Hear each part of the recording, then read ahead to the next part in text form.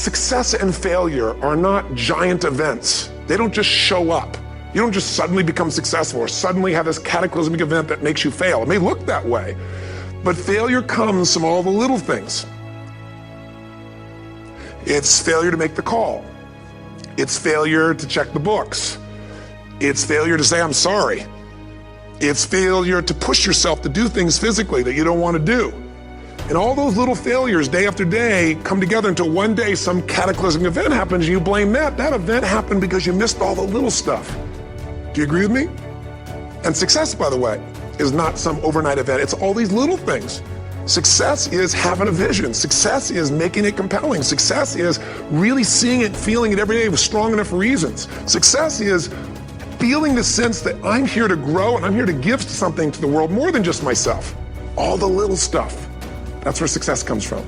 In business, it comes from delivering more than anybody could imagine. All those little things add up. People go, wow, that's who I want to do business with.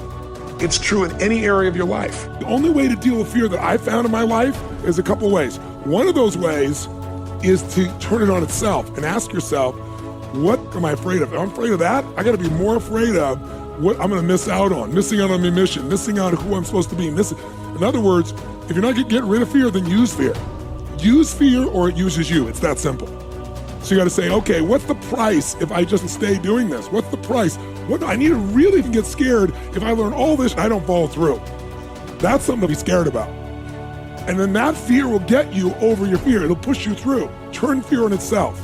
Second way you can do it is use what you've probably heard me say, because I've used it since I was 17, is my little rocking chair test, right? I'm gonna sit myself in my rocking chair, and I'm 85 years old, and looking back on my life, and I say, I didn't do this, or I did. So you really have to decide. The most important decision is, do I want to be happy? Will I commit to being happy? More important than happy. Sometimes you can be so happy you smile so much your face hurts, right? You need variety. Am I committed to living in a beautiful state even when it doesn't go my way? Even when it rains on my parade? Even when my biggest fear shows up? Because I can't control whether your husband or wife will live or die or get sick or leave you or get a divorce. I don't want any of that to happen to any human being. I hate suffering. I do anything I can to help people not suffer. But I can't control that. You can. There are people who have lost their arms, they've lost their sight. There have been people that have been through the most horrific experiences in life, and they found a way to still be happy because they've made the decision that life is too short to suffer. And the way I get out of suffering, I give myself a 90-second rule. It's really simple. I say, look, if I feel myself starting to feel that stress, feeling that pissed offness or upsetness or concern or worry about my kid, whatever, I realize that's not going to make it better. Life's too short to suffer. And then I just kind of breathe slowly, slow everything down, and I just watch the thought go by and go, look at that crazy thought. Because everybody's had crazy thoughts. Everybody's had the thought, I'm going to kill that son of a bitch, right? And then you don't kill them because you don't believe that thought. It's the thoughts that are stressful that you believe that mess you up. When you question them, you break the pattern. The more I've done it's like a muscle. The more I've trained myself to do it, I can authentically tell you now, it takes a lot for something to take more than 90 seconds for me now. And the level of joy surpasses all the money you could ever have in a million years. And then the money, it's easier to even make money because you're not attached. You don't have the fears. You don't have the scarcity that people have because you feel so rich already right now. I always tell people, don't wait to be rich. What is that richness? It's abundance, it's joy, it's happiness, it's contribution, it's getting out of yourself. Ultimately, if you're gonna have lasting change in anything, you're really talking about just raising your standards. I mean, I always tell people, if you wanna know how to change your life, I give it to you in 3 words, boring as it sounds, raise your standards. And what does that mean? Corny as it sounds, raise your standards. Oh, thank you for the breakthrough thought, Tony. But think about it. Lasting change is different than a goal. You don't always get your goals, but you always get your standards. Maybe it'll help you is to think about it this way. I try to explain standards to people with a different set of words. Think of it as everybody in life gets their musts. They don't get their shoulds. Like, think about it. Most people have a list of shoulds, don't they? Don't you have a list of the shoulds, things you should do, you should follow through on? I should lose some weight, I should work out more, I should make more calls, I should respond more rapidly to my email, whatever, you know? I should get into the office earlier, I should be, more confident. Whatever your should list is, people love to have their should list be met, but it's kind of like New Year's resolutions. If it does, it's really exciting, but if it doesn't, which is most of the time, it's a little disappointing, but you kind of know it's not going to happen. But when you decide something is a must for you, an absolute must, when you cut off any possible, you say, I'm gonna find the way or I'm gonna make the way. Human beings, when they resolve things, when they make a real resolution inside themselves, which is they raise the standard and they make it a must, they find the way. Think about it in your own life. Haven't you had some area of your life where you raised your standard and your life has never been the same? Maybe at one time in your life you smoked cigarettes, or you did something and you did it for years and you kept trying to change it and kept telling yourself I should. And then one day something happened. Something just clicked you over. Something took you over that kind of tipping point. And inside yourself you said, no more. And it was a very, very different experience, wasn't it? Something inside of you shifted, and what was a should became a must, and you've never gone back. Is there an area like that in your life you can think of? Again, did you ever smoke cigarettes? Did you ever eat a certain way, drink a certain form of alcohol, and then finally say no more, and you just don't go back? And notice this, it doesn't really take any willpower anymore. Because somewhere when we make this click, when we make something a must, we attach ourselves to it. It becomes part of our identity.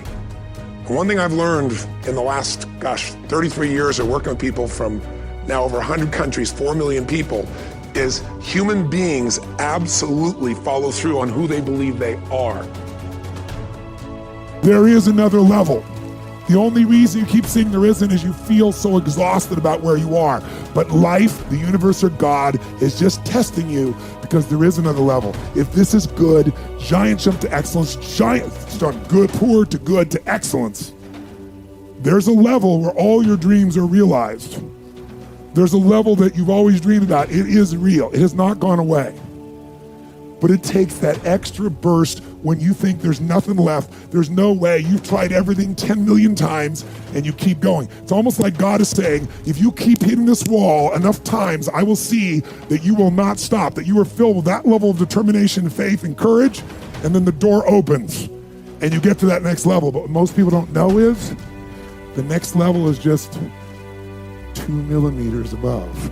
It's a level where you are not one of the best, you are the best. And you know what's amazing? You only have to be 2 millimeters more than everybody else and you get everything. You get the joy, the laughter, the fun, the family, the passion, the economics, the freedom, the spirit. It's all there. What Jerry Maguire called the Quan, baby. All of it. And it's just 2 millimeters above, and most excellent people give up because they're exhausted. And there's some people who go, the harder I hit it, the more I hit it, sooner or later it's going down, I'm not stopping. And when you do that enough, it pops open.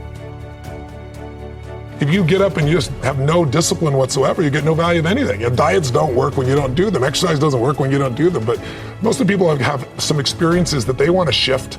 And once you shift those things, your whole life changes. But life is constant growth. My life isn't here because I went to one seminar one time and now my life is fit for life. I work out, I train my mind, I train my body, and it becomes a lifestyle. It's not just like you're depending upon somebody else. I'm not here to become somebody's guru. I'm not here to give them a gift. I'm here for them to open up their own gifts. And that's really what my work has been. If you find your passion, you're gonna have this tremendous energy. It's sustainable energy. But momentum requires you always do the next thing to keep the momentum going. And the reason you get yourself in a passionate place is so that you change your life, and the only thing that changes your life is making a decision. So while you're in this passionate state, that's where you make decisions. You don't make decisions when you're like, oh, I don't know, what do you think? All right, let's decide. If you make a decision in a state without momentum, if you make a decision from a place where there's no passion, you are not going to get momentum. It'll kill momentum. It's decide, commit, and resolve. Some of you, in the past, you've gotten momentum, you've gotten passionate, you've even made a decision, but a decision is the first step. Decision is like a war. I got to do this or that. All right, I'm going to make myself do this. But commitment is when you now, after you've decided, you commit to do this for the long term. Whether it's hard or easy, doesn't matter. You're doing this. It takes it from this moment and it carries it into the future even when things are difficult. And the third state is resolve. Resolve means it's done. It's like, it doesn't even if you took action, it's done inside you, so it's done out there. There's no question whatsoever. Then once you decide, the only way the commitment and the energy and the momentum continues is if you take immediate, massive what, my friends? Massive what? Write down in your notes, massive action is the cure-all. Massive action is the cure-all. If you're having a difficult time with something, your relationship isn't where you want it to be, your finances are not where you want to be, your body's not where you want to be, your business is not where you want to be, you need to take massive action. And if that doesn't work, try something else. If that doesn't work, try something else. Keep going with massive action and you will find the way, because it will give you momentum.